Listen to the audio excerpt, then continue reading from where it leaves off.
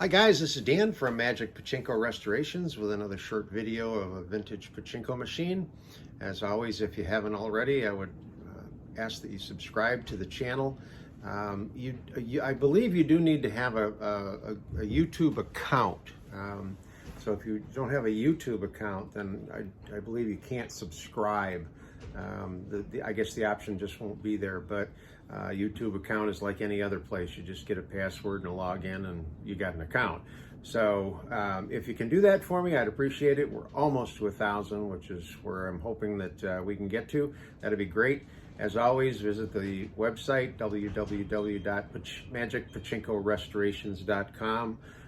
Shows off the machines that I have for sale, a lot of videos, a lot of good information, and the contact me area.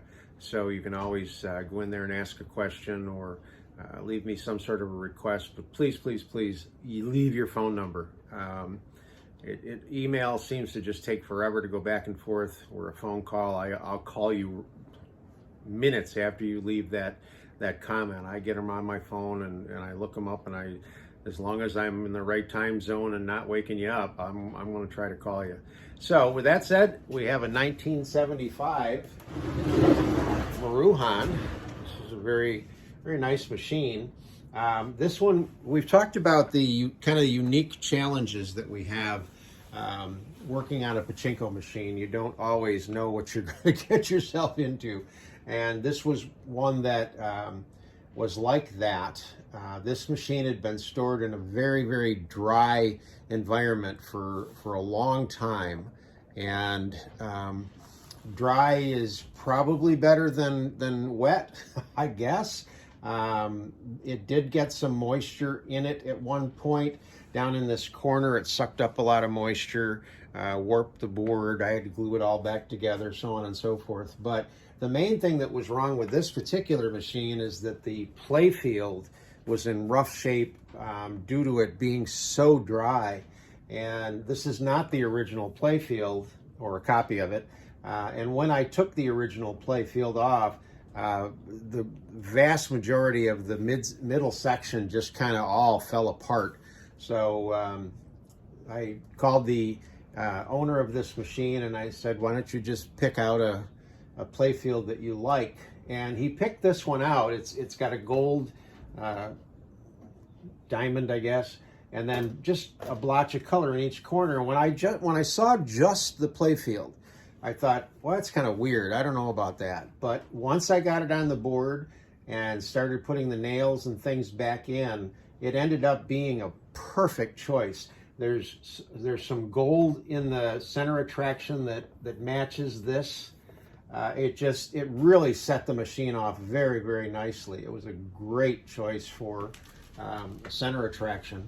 The Maruhons have aluminum feed trays, aluminum lower trays, and the aluminum ash trays. Aluminum cleans up pretty well.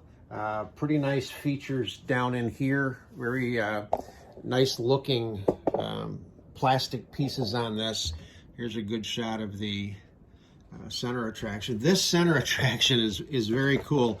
I hope we can get some balls into it, because when the balls go in, they go all over the place in there and then exit. It's very cool.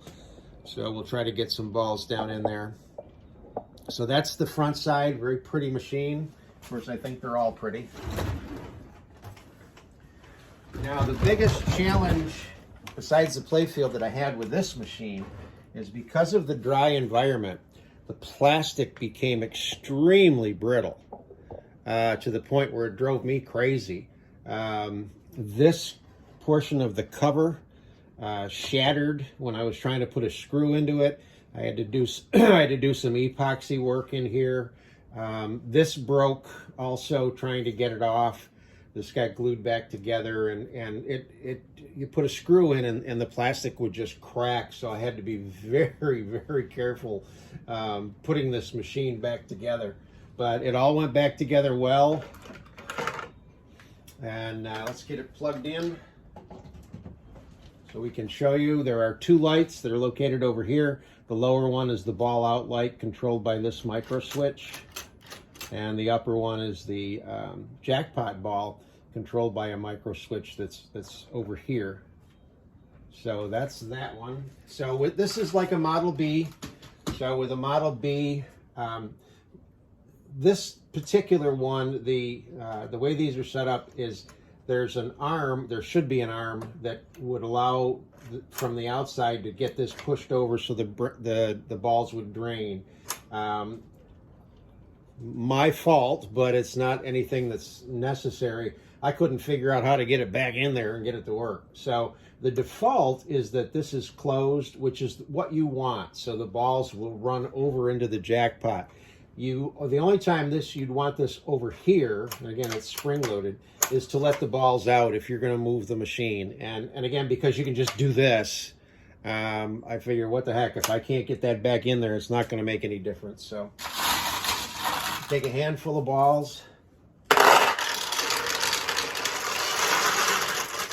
and when everything is right, they'll exit the hopper, go into the upper feed, into the turnaround, into the lower feed, right into the jackpot. If that happens, you know everything is set up. If it doesn't, it may be this little red piece up here. If it's flipped this way, it'll stop the balls right there. So just make sure it's flipped back. That's a maintenance thing. So again, another handful.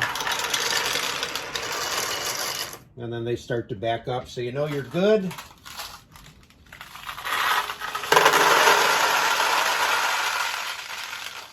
At this point, you want to put the vast majority of the balls that you own in the upper hopper. Again, I stress this now with every video I make. This hopper needs to be full all the time for the machine to work properly. So if you've only got a couple hundred balls, let me know. I'll sell you some more. But you should have at least 500 Pachinko balls for any Model B. They'll handle 700-800 easily. You do need a catch tray down here because the losing ball comes out here, the winning ball comes out here. The last thing you want to check on this machine is to make sure your seesaw is tipped right. This particular seesaw is metal. It sits in there like this, and that's the way you want it rather than this way. If it is this way, you simply push up on this little button and it will push the seesaw up the way you want it. So put these balls in the front feed tray, put that there as the catch.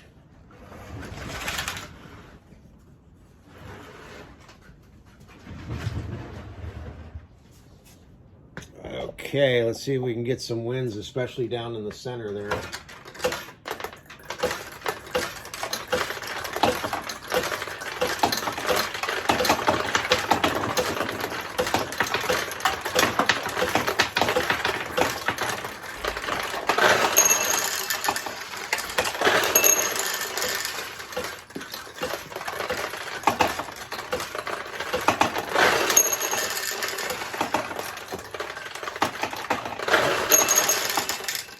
I don't know if you were able to see it or not, and it's hard to do. Well, maybe I can do it.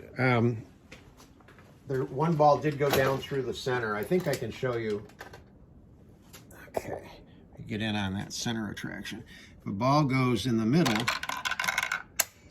it'll wiggle around and come out, but I think it keeps going and goes down the center. If it goes over on the side here, yep, it'll end up down here, and then it goes over and opens this way. If it ends up over here, it'll open this tool. But when they start up here, you see them go in and out of that center attraction. It's very cool. So now that we got the tulips open, we should get a few more wins.